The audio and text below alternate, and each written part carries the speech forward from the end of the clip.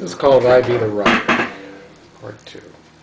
It's funny as a writer in your teens, the songs you write are very childish, and you have no clue about life. But you write about crushes, puppy love, and anger. I always wrote what people wanted me to in the 60s, and some of the same in the 70s. It wasn't until 1980 that my music changed, and me along with it. As I got older, I was able to put words the way I felt. I was able to say the things I could never say in the 60s, like Dylan could. By 2000, I felt I was getting to the place where I could write almost anything I wanted. I started writing with my friend John Bandrilla in 2007, and for the first time I wrote music and words together. I was able to write words and music together with someone. That was good. His pain was my pain, and it's brought us closer as far as friends. It's also made my own music better because I was able to write for him one day, write for myself the next. Now in my 60s, I write more now than I did in the 1960s, and better, I think. I also have the freedom of putting my music out on YouTube. I created Stephen's Corner, which is at this point 910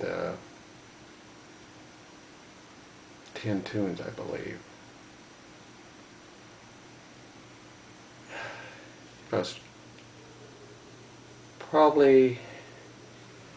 able to count everything I've ever written with Bill, Mark, Tom, and John. I probably have probably about 800 songs, I guess, written. Cyrus Run, my group, has put out about 4 CDs, 50 of the songs we wrote.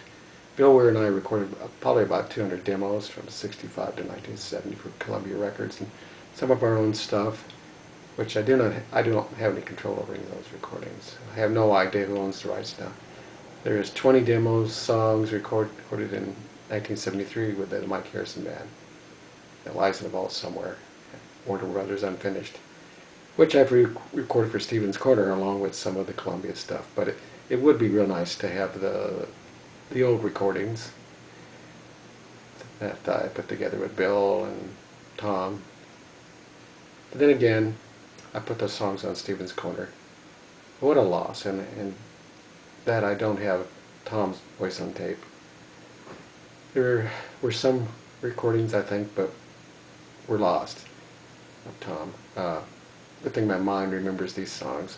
Maybe someday Tom and I can get back together and re-record some of these songs. But thank goodness John and I have been able to put a lot of this stuff on tape and save our stuff. John has turned out to be a great writer.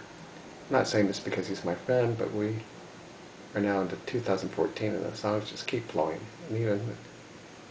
And even if the public doesn't hear it, or TV or radio, still got YouTube. I'll be the writer.